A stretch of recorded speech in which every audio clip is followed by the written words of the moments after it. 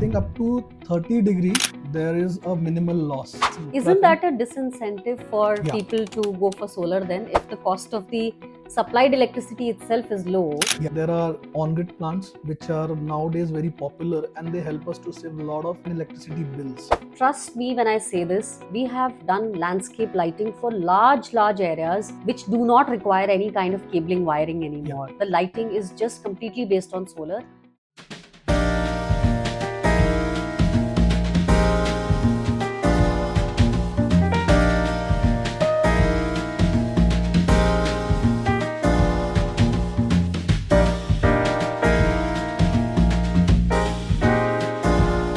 Hello and welcome to this episode of my podcast, which talks about solar, the solar technology, the kind of equipment, what are the questions that the client should be asking, some technical know how, and hopefully by the end of it, we will all be a lot more knowledgeable about solar technology for buildings. So today we have, as part of our podcast design journeys, today we have Mr. Achint Yadav. He's an expert on solar. We welcome you to the Hello podcast. everyone, hello ma'am. And I'm hoping that I'll be able to put some tough questions up for you More than in welcome. the solar domain. So let's first understand what is solar and how should one decide that how much of wattage we can generate from how much of an area. So mostly end users have got either a rooftop, or even in commercial and larger scale industrial kind of projects, they've got large rooftops which are exposed to sun. So, how does one calculate the capacity? Well, there are two factors for the capacities, and one of the factor is the sanction load. Mhm. Because as per the guidelines from UPERC and the CERC gives specific guidelines that you can install only the capacity up to the sanction load. Okay. That is like if you have a 100 kilowatt connection, you can go up to 100 kilowatt depending upon the restrictions by the states. Second of all, the area, like the size of one panel is approximately 1225 to 2225 mm. So that makes it approx 1 meter by 2 meter, approx 1.1 meter to 2.2 meter. So it's take approximately 35 to 40 square feet. Okay. And we generally take 70 square feet for 1 kilowatt. Okay. So now we have to take the space where we can walk around the plant for the cleaning, and we have to take the space for installation so that it could have the maximum generation. So we need to have specific directions also, that is true south for the generation. So let's say, for example, there is an industrial shed and the roof is not true south. Yeah, we can go with the deviation, but that will result on some losses like 2 to 3% depending upon the type of deviation. So how much of variation do you accept? I think up to 30 degree there is a minimal loss. Okay. Or you can say it's hardly 2%, but beyond 30 there would be up to 5% losses generation in comparison with the true south. Okay. That's very informative. So 30 degrees is a very good play for the roof to have, because it's very difficult to have absolutely south aligned kind of a slope. So what's the slope, the typical slope that you take the solar? Actually, slope is basically towards the south. It has been kept for the winters. Like we have the two type of sun positions, one in the winters and other in the summers. One is winter solstice and other is summer solstice. What happened during the winters, the shifting in the position of sun, the shadow increases. For that we used to give a tilt. And it tilt also depends. It depends up to 8 degree to 22 degree, depending upon the geographical locations. So according to location, we can decide what should be the tilt kept at the plant. Okay, so there is no fixed angle at which the panel needs to be from a horizontal surface. Yeah, up to, it depends upon geography where you are based in. Okay. So tell me about those few key things which one absolutely needs to know when one is talking about solar, putting up a solar plant on a rooftop or on a campus. Well, first of all is the type of plant. That is very important. You should know there are on-grid plants, which are nowadays very popular, and they help us to save a lot of electricity and electricity bills. And the government is also providing a lot of subsidies on them. This So is just a plant. This is not for consumption as part of the premise. this is just a plant for your own use of For your electricity. own use, right? Yeah. So you're talking about net metering. Yeah, I'm talking about on-grid Net plants metering. under net metering scheme. Okay. So under net metering scheme, that is the one factor which help us to achieve the minimum bill, or you can say the maximum generation for the usage. Absolutely. Just for the benefit of everyone, I would like to help them understand what net metering is. So, net metering basically is an adjusted metering, which is the final supply that you are generating. So, there is a grid, and we normally latch on to the grid and we take electricity from there. So, if you start generating the solar on your rooftop and you supply it to the grid, so let's say if you've consumed X units and you've supplied Y units, the difference is what you pay for or you get paid for at the subscribed rate, and that comes as an adjusted bill at the end of every month, which is called net metering for the benefit of the listeners. Absolutely right. That's why we call it net metering. Yeah. The total number of generation by solar plant and the total number of consumption from the grid, and subtracting whatever is the minus. Like if you have more import units Yeah. from the grid, you have to pay the bill, and if you have more export unit, then you have to pay only the fixed charges, Absolutely. which always remain the same. So it is all about the energy charges we are So I talking. think there's also one more saving out there, which I think most customers do know about, that if your consumption is lower, you also pay the lower slab charge, which is a double benefit in Yeah. many ways. Yes, for sure. So what are the other ways apart from net metering? Like, are there any states in which net metering is not there even now? No, net metering is already there in all the states across India. But in case of industrial and commercials, there are little changes. Okay. And there are fixed capacities which can be granted net metering in certain states for commercial and industries. And in case of Uttar Pradesh, we only have net feed-in for the commercial customers and for the industrial customers. And that also has a quantum up to 1 megawatt. And in other states like Madhya Pradesh, we have net metering for commercial and industrials up to 500 kilowatt. And same is happening for Rajasthan. And in Punjab, there is a capacity of 1 megawatt. Below 1 megawatt, you can get connectivity for net metering for industries and for commercials. Okay. So the net metering and Yeah. the other thing that you were talking about. It's net feed-in. So net metering and net feeding, what is the difference between the two? Actually, since everybody knows that UP has stopped the net metering for commercial and industries in 2019. Okay. And there was a huge pressure from the industries that they are not able to get the ROI of their solar plants if they're going to install in their premises. That's right. So a lot of feedbacks were there, and government came up with the solution of net feed-in. In net feed-in, the total number of export unit would be paid at the rate of 3 rupees 58 paisa. Yeah.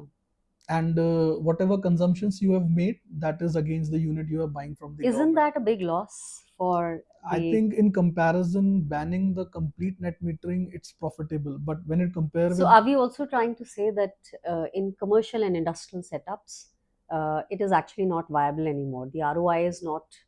Without net feed-in, it's difficult. Even with net feed-in, what is the incentive for one to put up a whole plant and then just supply it at 3.5 rupees? No, I tell you what happens when you have continuous usage of electricity, and you are buying some electricity at a cost of 7.5 to 8.5 rupees. In place of that, you are using solar plant, which is generating your own units. So you can replace those units. And so this is for consumption that you're saying. Yeah, and the time when there is no usage of electricity and solar is working, you can get paid for the units generated by solar at a rate of 3 rupees 58 Okay, paisa. so I'll rephrase. We are trying to say that in a state like Uttar Pradesh, Yeah. where net metering is not applicable for commercial and industrial setups, Yes. it makes sense to install as much solar as would ideally be required, or 80 to 90% of what you would require for your own consumption. Yeah. Because the rate that the government is giving is not that high. Yeah. So the ROI may be a bit on the higher side if you put a higher capacity of a plant. In comparison, if I talk about, let's say, Rajasthan, what is the scenario there? We have net metering in Rajasthan up to 500 kilowatts. For commercial and industrial establishments Yeah, also. for 500. So they are for establishments like hotels or for those kind of industrial or commercial factories, plants. If you've got 500 kilowatts of worth of consumption, Yeah. or you can generate up to 500 kilowatts, you can go for net metering. Let's Yeah. say if you've got a rooftop which is larger than that. So in that case, you will only get net metering facility for 500 kilowatt of plant installed. Like if you have And the a other is for self consumption. yeah, for self consumption. So I can say that for a state like Rajasthan, let's say if your usage is 200 kilowatts and you can also install a 500 kilowatts. So No.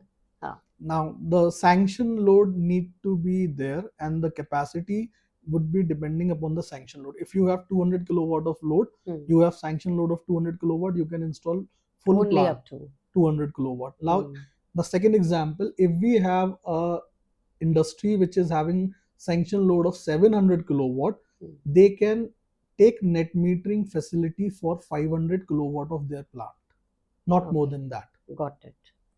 Got it. So it depends upon the scale of the commercial establishment also. Yeah. What about hospitality buildings like hotels? I have seen a lot of hotels are not opting for solar just because they want to utilize their rooftops. And many a times they say that once they put a rooftop on their terrace, they would not be able to use their roofs for like restaurants or for any activities. Like a lot of that's a design constraint. Yeah, design. What about policy wise? It's been open to everyone. So when you say commercial and industrial, that includes any kind of commercial, Any kind whether of- it is an office or a hospitality building Sure, or a school. for sure. Okay. What about institutional buildings like government buildings? They are included in the same category. If you have meters, they can get net metering facility equivalent to other premises like commercial or industrialist. So it is about the category of the connection, not about individual whom they are. If the category of connection is commercial, they will get the benefits under commercial. If it is under industrial, they will get the benefit of industrials. So there are different slabs for residential and for commercial. So which states amongst the north do you serve? Well, we serve pan India, but we have a lot of projects in Rajasthan, in Madhya Pradesh, in UP and Punjab. Okay. And what about states like Gujarat or Orissa? Gujarat is the one thing which is doing extremely well in terms of solar, and I must say that is the state which has got highest installation of solar in India. It is one of the state which is doing very aggressive in terms of solar, in terms of rooftop, in terms of residential. They are doing extremely well. So I say Gujarat is doing extremely well, and people are quite aware. Is there a policy based reason for that? Do you think the policy in Gujarat is more apt for? No. I think the main reason is the awareness among the people. The people are quite aware over there, and the same facilities are there across India in terms of subsidies, in terms of working culture, in terms of government help. Everything is same. But despite that, Gujarat is doing tremendously well. They have installed the maximum capacity which has been allocated to them, and still they are gearing up for much and So it's much. a state level policy or awareness campaigns or state level focus on solar, you would say. I think it's all Also individual awareness. individual awareness. What about Uttarakhand, states like Uttarakhand or even north, further up north, Jammu and Kashmir? Jammu and Kashmir, if I say that it's not been so much highlighted, but still, if we talk about Jammu, it's doing good. But if we talk about Uttarakhand, they have got very good subsidy scheme. I think state government is promoting a lot over there. And apart from that, also the cost of electricity is quite lower in comparison with other states in Uttarakhand. Isn't that a disincentive for people to go for solar then, if the cost of the supplied electricity itself is low? Yeah, it is a challenge. If, in certain cases, like we have seen, like in Punjab, there are some subsidized electricity units. So that is one thing which definitely brings a question in the mind of customer that he should go for solar or not. But if you talk about industry, there is the one thing which is only the tariff, because they calculate their output, what they have Actually. utilized in terms of tariff only. So certain places which have very low tariffs, like in union territories, like in MP certain areas, and like in like in, sorry, Uttarakhand. Mhm. So there are challenges, people don't What about often. Northeast? Northeast is one thing which is focusing very aggressively, but Any specific states in I Northeast? think Assam is doing very well. What about Nagaland? Nagaland seems to be a little disrupted, because you know that nowadays, since there are some disturbance in the That is north. Manipur only. Yeah, money, Nagaland is quite but peaceful. transportation is a challenge, cost is high, and if we talk about skilled manpower, that is not much available, because all need to be But in set. terms of policy, do you think that the northeastern states are as well aligned as the rest of the states, Yeah, which are aggressively focusing? yes, people who have Mm. started their plants in northeast, they are doing tremendously well, because volumes are going up.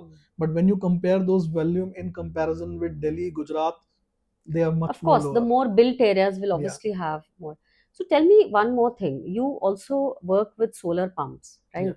So as an architect, like we design campuses which are completely off the grid also. yeah, So where the consumption may be low. For example, a farmhouse kind of a facility yeah, where we will have solar pumps, we will have solar lighting, and we will have solar devices. You know that even solar kitchens, yeah, Auroville has got the largest solar kitchen in the yeah, country. yeah. So, what other devices or what other technologies are coming up apart from direct electricity generation through the panels? One very interesting product which is coming into market is solar oven, Uh-huh. and people are using it like to bake and to have their what do you It's say, a very grill. old product as far as I know. Yeah, Solar panel, the solar oven. yeah, We used to have one at our place yeah, when I was in class sixth or seventh. yeah. That was like a mirror base, which was, Yeah, it was a mirror based it's a one. mirror base, and nowadays they have got some advancements, Uh-huh. but not so true to be saying that it's not an old one. They have their references from the old ones only, but solar ovens is the one thing which has been added. Apart from solar water heaters are quite Yeah, water long. heating has been Yeah, quite, sort of well established as a market yeah, in the industry. Though I feel that now, as a trend, the water heaters are trending lower than the main plant, because for the same amount of space, people can yeah, actually generate and focus on net yeah, metering yeah, rather than going yeah. for. Because that solar heater gives only the hot water, whereas Yeah. plant can give the Plus, also one more thing, for solar heater, you need to have a dual plumbing dual. to reduce the heat loss that you've already Yeah, generated. yeah. And it's difficult to retain that heat in the water. You may not use it at that time, and so on That and so is forth. one thing, and apart from the space which is taking on the your rooftop, Yeah, so better to use that rooftop for the solar plant. yeah. For Absolutely. So, another sector in which I feel that solar has really made a very big entry is lighting. And like we are planners, so we design street lighting, we design campus lighting. And trust me when I say this, we have done landscape lighting for large areas which do not require any kind of cabling wiring yeah, anymore. The lighting is just completely based on solar, and then there are sensors on the basis of which it comes on yeah, and off automatically. So it's a win-win at it's every level. it's definitely a win-win, and I must say that government is also very aggressively focused on street lighting which are based on solar. And nowadays MNRE has come up with the new specs. Earlier whatever there was, but now specs says that the lighting should have a backup for at least 2 days Uh-huh. if there is a no sunlight. So that makes the product superb in terms of like when there are winter days when you Yeah, don't have sunlight. yeah. So that makes product super. And I must say that not apart from the buildings who are opting for the solar light, even industry is opting for them, Hmm. because you need not to lay down any cable. Yeah, There absolutely. is no So bill. we recently did one corporate office where the facade lighting Yeah, and the boundary wall lighting, bollards, yeah, everything is solar. yeah, We don't have any wiring, anything. yeah. They're just on four studs, and each one has got a small panel. The life of these products are also very good because a lot of them are being manufactured for buildings which are 20 to 30 years of I must lifespan. say that quality has literally gone very up. And if you talk about the street lights, they have now got lithium ion batteries. Mm. So that is one thing which has got a very good life cycle in terms of, and then maintenance is also quite very easy. Mm.